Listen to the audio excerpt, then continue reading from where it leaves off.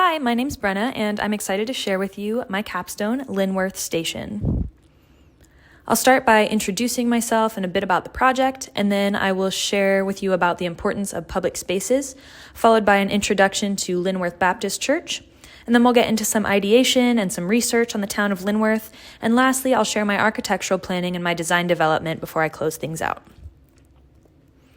As I said, my name is Brenna, and I'm an industrial design student here at the ICC, which presumably you already know. I am wife to Griffin and dog mom to Murphy, and I'm from a small town in Pennsylvania named Percy. But usually when I'm describing where I'm from, I just say that I'm from Philly area because it's what people recognize and understand. And oftentimes growing up in a town between towns has felt like this. It can feel like there's nothing that really puts your town on the map, nothing that defines the culture there, and there's just a general sense of disconnection with your neighbors. It was this feeling that prompted me to want to create some sort of community hub for my capstone project, somewhere that people could build relationships with their community, exchange ideas, and build the culture of a suburban town. In my research, I actually found out that public spaces like this are pretty important in suburban communities. For one thing, they promote relationship building through providing opportunities for social, economic, and cultural exchange, and they also create a sense of belonging in members of the community. The ability they have to host public activities and events helps create a sense of character and gives meaning and purpose to an otherwise indistinct place. Thriving communities are powered by a number of things, most significantly relationships, culture, and connection. Obviously, the COVID-19 pandemic has changed the framework of a lot of communities, and people feel more divided than they did before. The number of people working remotely has drastically increased, and that means that those relationships and connections that define thriving communities are so much harder to create, giving all the more importance to spaces that can help foster those connections. So at this point, I had a slightly more specific idea of what my capstone would be. I knew I wanted to focus on interior design, but I realized that I would need an existing building to work off of. This is where Linworth Baptist enters the picture. Linworth Baptist is about 20 minutes from the ICC, and one of our instructors, Jim, put me in contact with a few staff members there because it turns out LBC has an interest in exploring how their property could be used differently. And based on a meeting with them and my goals for this project, I developed this question to drive my process. And that is, how might we repurpose the LBC property in a way that positively impacts the community? In order to provide a bit more structure to my project, I developed these design guidelines. The space I designed needs to be accessible to everyone, not just members of LBC. I wanted to minimize structural changes to the buildings, keeping the floor plans as similar to the originals as I could. The space needed to be usable in everyday life, not just for private events. And lastly, the design needs to suit the surrounding area of Linworth rather than potentially overpowering it or sticking out like a sore thumb. One thing that a staff member from LBC said in our meeting was that they wanted Linworth Baptist to have a reputation of serving the community with no strings attached. So I kept that in mind during my design process. During our meeting, we explored a number of different ideas on how we might use the space, and ultimately we landed on 3 that might be worth exploring. The first idea was a rec center or physical resource center. And we also explored the idea of creating a homeless care and job training facility. And lastly, we thought a co-working space might be an effective use of the property. While I found myself able to get excited about all 3 of these ideas, I ultimately pursued the co-working space for a number of different reasons.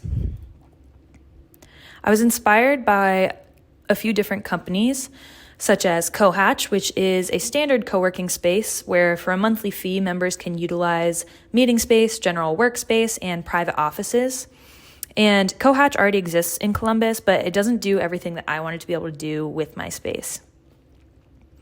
Then we have the Hub, which is in Dayton, and in addition to meeting rooms and offices, it also has a gorgeous event space and classrooms where, in partnership with local universities, the Hub offers courses like graphic design and screen printing. And then lastly, I was inspired by a co-working space that's actually in Germany. It's called coworking, and unlike other co-working spaces that I had seen, coworking offers childcare to working parents, which was an element that I really wanted to incorporate into my design. My goals with designing a co-working space were enabling creators and entrepreneurs to practice their art and share it with other people. Here in Columbus, a lot of people live in apartments and can't necessarily do that from home. So one example of that could be ceramics. That can be a really difficult art form to practice if you live in an apartment. I also wanted to be able to enable working parents by providing childcare on site for optimal flexibility as well as just a sense of security for them. And lastly, I wanted to promote community among the people of Linworth. In order to effectively create a space designed for the people of Linworth, I needed to understand the community there a bit better. So to do that, I looked through census records and read up a bit about the history of Linworth to learn more. The name of the town actually comes from the idea that it's between two bigger towns, Dublin and Worthington, and it's predominantly made up of middle-class families, a lot like the town that I grew up in. Based on what I learned in my research, I developed 3 different user personas to help describe Linworth. First, I'd like to introduce you to Rebecca. She's a new mom who has just gotten back to work. She loves working remotely because it means she can be closer to her son, but she gets distracted pretty easily trying to work from home. Next, meet Stephen. He is a skilled painter and potter, and he loves sharing his passion with others through teaching. He's been getting more and more commissions lately, which is great, but he's worried about the lack of art studio space in his apartment. Then lastly, we have Jamie. She's a recent college graduate who is working towards going full-time with her wedding photography business. She loves her job, and she's always looking for ways to get more clients and advertise her work. With the needs and desires of these user personas in mind, I got right into planning what would actually be included in Linworth Station. I incorporated plenty of various classroom space, as well as central spaces for getting work done, private workspaces that could be reserved, specialized spaces such as the childcare areas and event spaces, and support spaces like bathrooms and storage. And lastly, I also wanted to incorporate some different outdoor spaces, such as a community garden. Here you can see a depiction of the original site map, and as you can see, there are 3 buildings on the campus. There's the main sanctuary building, a youth building, and an office building. Now, going off of that and the program I came up with, I created some bubble diagrams to help me determine how I wanted to lay out each space. As you can see, there are 2 bubble diagrams, so I would be using 2 buildings on the campus rather than all 3. I renamed the main building the Forge, and the old youth building I renamed the Annex. And as you can see on this updated site map, I got rid of the old office building in order to create space for a community garden area, and I also added some small playground space as well as various picnic areas. As you can see in this original floor plan, the layout of the basement of the main building is predominantly classroom space. The ground level also has classroom space in addition to the main sanctuary, as well as some childcare areas and a small gymnasium. And the second floor includes more classroom space as well as a mezzanine that overlooks the sanctuary. As you'll see in my updated layout, the basement now includes a graphic design lab, a ceramic studio, and a wood shop, as well as some soundproof practice rooms for music and just some more general workspace. And then the ground floor will have a large central lobby space that works as general working space, some meeting rooms and private offices, as well as a culinary classroom, an art gallery, and a large event space. And then lastly, the second floor of the Forge will have childcare areas as well as just some more general workspace. Now, I didn't have access to the original floor plans for the youth building, so I kind of had to develop those floor plans based on the footprint as well as what few photographs I had of that space. So as you can see, the ground floor has a painting studio as well as some private content creation rooms and general workspace and meeting space. And then the basement has a photography studio and there's a small darkroom included. Now that I knew the layout of the space, I put together a few images to help drive my design. I wanted to design Linworth Station in a way that fostered creativity but also felt warm and inviting without feeling so cozy that no one would get any work done. Based on my precedent images, I put together a material selection. I used brick to tie together the interior and the exterior of the buildings, which you'll see later, and polished concrete to create a more modern and industrial feel. And I carried the warm wood that you'll see in the sanctuary into the rest of the building and incorporated some pops of color and texture through wallpaper and furnishings. At this point, I was able to move forward with actually developing my design further and creating visualizations to showcase it. In order to match the new interior, I updated the exterior, darkening the window frames and roofing material, and I also removed the steeple so that the main building looks a little bit less like a church. Let's go back to those 3 user personas so I can show you how they might each use the space. First, we have Rebecca. Rebecca arrives in the main lobby of the Forge in a bit of a tizzy. Her son, Sam, made a big mess in his car seat on the drive over, and he's got her running later than she'd like. So she makes a beeline to the stairs and heads up to the 2nd floor to drop Sam off with the child care workers. She heads back downstairs to the main lobby, and Rebecca places her lunch in the fridge and makes a quick cup of coffee. She's relieved that she's able to get some caffeine at this point. She takes a moment to drink her coffee and just collect herself. She's able to catch up with a neighbor who's also working in the Forge, who just got back from vacation, and unfortunately, she loses track of time and realizes she's going to be late to her work meeting if she doesn't keep moving. Rebecca's meeting is in just 5 minutes, but she realizes that she forgot to print out copies of her presentation notes, so she pops into the computer room to use the printer. She rushes back through the main lobby and down the hall, making sure not to crumple her papers or spill coffee as she goes. And Rebecca thankfully makes it to her meeting on time. She's just relieved that she wasn't the last person to arrive. After the excitement of the morning, Rebecca heads upstairs to the mezzanine to just work in a less busy environment because she knows she'll get distracted if too many people are around. Rebecca finishes her workday a little bit early, so she heads to the upstairs lobby next to the childcare rooms to quickly call her husband just to confirm their plans for the night. Then she picks up Sam, and they sit together in the lobby for a little bit, just decompressing and chatting a bit about their day before they head home. Later that evening, Rebecca returns with her husband to take a cooking class together with a few of their friends, so she's able to end the evening with good friends and good food. Now let's go through a day in the life of Stephen. Stephen arrives at the Forge, and he starts his day in the gallery where some of his work and some of his girlfriend's work is being exhibited.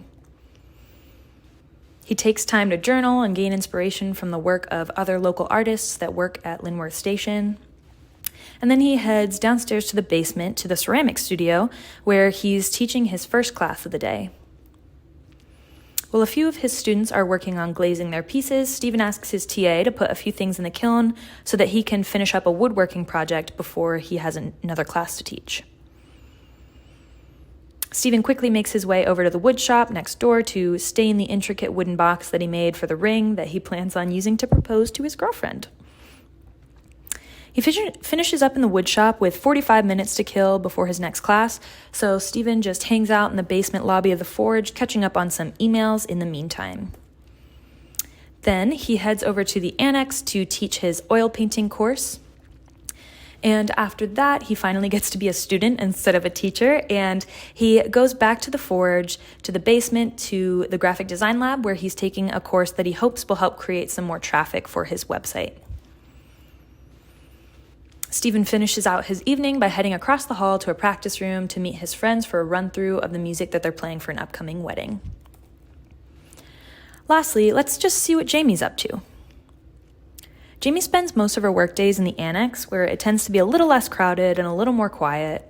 She brews some coffee before heading over to the flex space, where she catches up on some photo editing before attending a small business owners meeting. After their meeting ends, Jamie heads through the reading room where she stops to chat with a few other small business owners about planning an event to showcase their goods and services. She pops into one of the private photography studios where she knows her friend Roy will be. He's working on filming customer reviews, and he texted her asking for some help with his camera settings. Jamie heads back to the reading room and finds a spot by the fire where she works on editing for the rest of the morning before she needs to head to a wedding that she's shooting for. Conveniently for her, the wedding that Jamie is shooting is just across the campus at the Forge. She grabs her camera from her car and heads over to the event space. The bride and the groom asked Jamie to take some of their photos using a film camera, which she's relatively new to, so she's eager to see how the pictures will come out. After the wedding, Jamie heads back to the annex to just get some more work done in the basement lobby. And at this point, it's getting late, but Jamie's excited to see how the photos she took on her film camera turned out.